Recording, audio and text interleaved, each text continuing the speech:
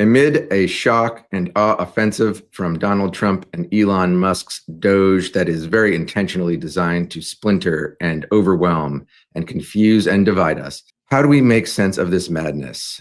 It is too much to process on a daily basis. Every single day brings new executive orders, new lawless actions from this regime. And that is why I was so thrilled to see this report come out from a stalwart organization in defense of women's rights, civil rights, been doing this work since the early 1970s, the National Women's Law Center, my friend Angel Padilla. Angel, thank you so much for joining us for this report you've put out.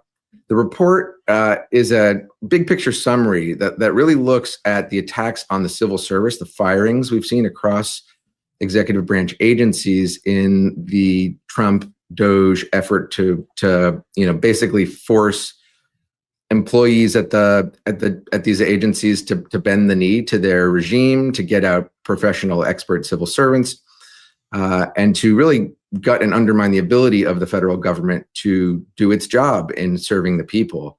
And this report really, I think, digests it, packs it in so well. Thank you for putting it together, for joining us here on Midas Touch Legal AF with Court Accountability. Tell us about your top line findings and why this is so important, this sweeping attack on civil service. Yeah, and really great to be on. And so we put this report together because of what you said. We saw right out of the gate just extreme policies, executive orders, and it's what we saw in the first administration. But this is times 10 from what we saw the first time. And something that we know about the way that the Trump administration operates is they operate in secrecy, they deliberately mislead. And so it's been a challenge really understanding how all of this is playing out. We have some information as reports are coming out. For example, we know at least 100,000 employees have been fired, laid off, or pressured into resigning. And one of the messages that we've consistently heard from leadership, Trump and others, and folks either at the agencies or some of the political appointees is they keep saying this thing that this is not going to affect essential services. But when you look at the numbers and when you look at who these people are and where they've been fired from, there's no way that it doesn't impact everyday families, and in particular, women, girls, and families, again, who rely on a lot of these programs that are almost certainly going to get affected by some of the staffing, cuts that we've been seeing. And to your point, this is part of a larger plan that I'm happy to get into about, not only about consolidating power, but also just making sure that no one stands in their way, even when they do illegal, unconstitutional, and abuse their power. Yeah. And I think the parallels and also the differences from the first Trump administration are important to observe here. I was a lawyer in the Justice Department in the Civil Rights Division in 2016 when Donald Trump won his first election. I was there at the beginning of the first Trump administration in 2017. And none of this really happened, right? We continued to do our work. Certainly his political team came in. They had strong feelings about the direction that the Civil Rights Division would head, not good in my view. But even somebody like Jeff Sessions, his first attorney general, was not a loyalist, not a lackey in the way that we're seeing now from somebody like Pam Bondi.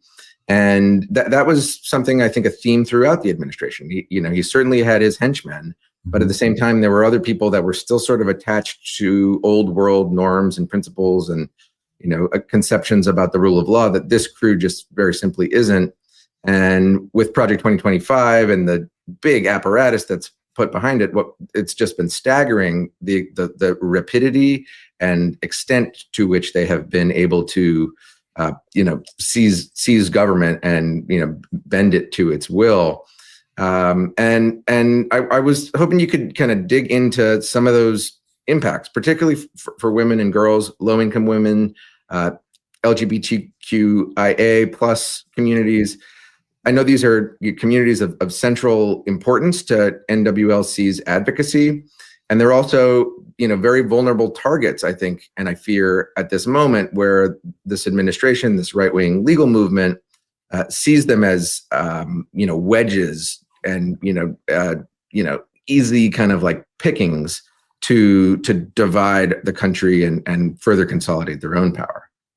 That's right. And also, just going back to your earlier point, I mean, I think Trump would say this. I'm sure you remember him saying that what he wants is he wanted the attorney general to be his personal lawyer, and that's what he's gotten now, effectively. But you're right. The firings, the layoffs, again, more than 100,000 people. And again, you probably saw the HHS announce another 10,000 that are going to be removed. Yesterday, it was announced yesterday, which is 10,000 on top of the previous 10,000 that had already left HHS. So this is going to have huge implications for programs across the board. And one of the things, another consistent theme from this administration is to go after specific types of employees. And so we've seen attacks against civil rights offices. We've seen attacks against independent agencies and termed employees. Basically anyone that would that might get in the way of, who might hold them accountable. But in terms of how this impacts women and families, just to give you an example, I know that, since we wrote this report, now there's been an executive order on the Department of Education. But before that, they had already fired half of their civil rights staff. And again, these are the folks who make sure that everyone has access to, equal education. That folks are protected against sexual harassment and discrimination based on race and sexual identity, orientation. Those are the folks that they're going after. We know that they're going after civil rights employees in labor, at HHS. It's across the board. And so these folks, these staff, their job is to make sure that Americans have, that civil rights are enforced. And so there's the civil rights part of this, but also just in terms of the sheer number that are being removed. Some of these staff are the ones who are running programs that women and family rely on. Just to give you a couple more examples, 20% of the Head Start office staff were removed. These are folks who make sure that children across our country have quality education and childcare. We saw, researchers that are working on things like maternal mortality rates let go. These are all people that are working to make the lives of women and girls and all Americans better. And those are the kinds of folks that are being let go. So again, this is going to have detrimental effects for Americans broadly, but in particular, some women and families. And just one last point, because I know you mentioned LGBTQIA folks. They want to erase entire communities, and that's the LGBTQ folks, and especially the trans folks, have been identified as target number one, along with probably immigrants, as the folks that they want to prioritize in terms of the communities that they erase. Yeah. And then, in those contexts, right, while they're doing these attacks, as you note, they're gutting these civil rights offices. I noticed just maybe it was a week or a little longer than that ago, they fired the entire civil rights office at the Department of Homeland Security right before we've seen this wave of lawless seizures of human beings without any grounds for arrest. And then, the subsequent defiance of judicial orders that are trying to, at least have some process here. I mean, this has gone so far that even some of the most aggressive right-wing climate hawks have acknowledged that due process is necessary here.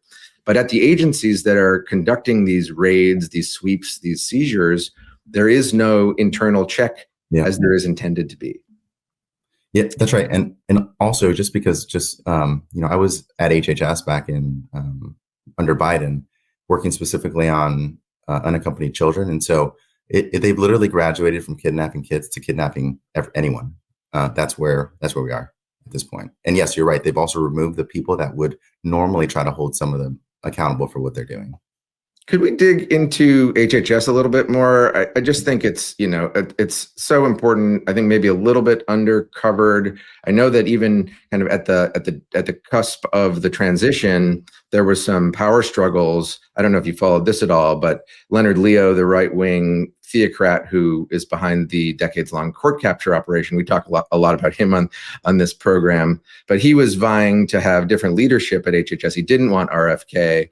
RFK prevailed and got that nomination, was confirmed. And then there's this fight, but very clearly the religious nationalist agenda is very much part of what's happening at HHS. Can you break down what's happening at the Department of Health and Human Services? Going back to Project 2025, they wanted to rename it the Department of Life. So what's the status there? Yeah, and so that's a good question. And I think I think just Trump kept saying it was going to be a bloodbath, and we've seen it across the board. We've definitely seen it at HHS, and there was the big announcement yesterday that they are again, completely restructuring, removing thousands of employees on top of the ones that they've already removed. But no, I think that's right. It's the way that they are using, making sure that anyone at HHS does not stand in the way as they try to impose what is at its core a patriarchal, system where with narrow definitions about, what is a family and who can be a family, strict definitions for gender roles. And I get this, and we heard this from Democrats actually when RFK was in the process of being confirmed, that maybe he's not as bad. Look, the things are being run at the top, and the things that are in Project 2025 are happening. That's why they're weaponizing civil rights offices. That's why they are gutting programs that are serving women and families. And so, to a certain extent, I mean, the who's actually running these agencies, the policy is clear, and it's the same policies that are in Project 2025. And some of these big, like the Heritage Foundation and other, some of these other external actors are making sure that, they've been working on this for a long time, and they're making sure that it actually happens. Angel, thank you so much for joining us. National Women's Law Center, for everything that you guys are doing as litigators, as policy advocates, as communicators, as movement organizers and leaders, the coalitions you put together, and the people that you represent in these constituencies that have a voice through your work. I can't thank you enough for everything you're doing, for spending the time with us today. Until next time, please don't forget to like and subscribe to our channel here at Midas Touch Legal AF with Court Accountability Action. Until next time, signing off. In collaboration with the Midas Touch Network, we just launched the Legal AF YouTube channel. Help us build this pro-democracy channel where I'll be curating the top stories at the intersection of law and politics. Go to YouTube now and free subscribe at Legal AF MTN. That's at Legal AF MTN.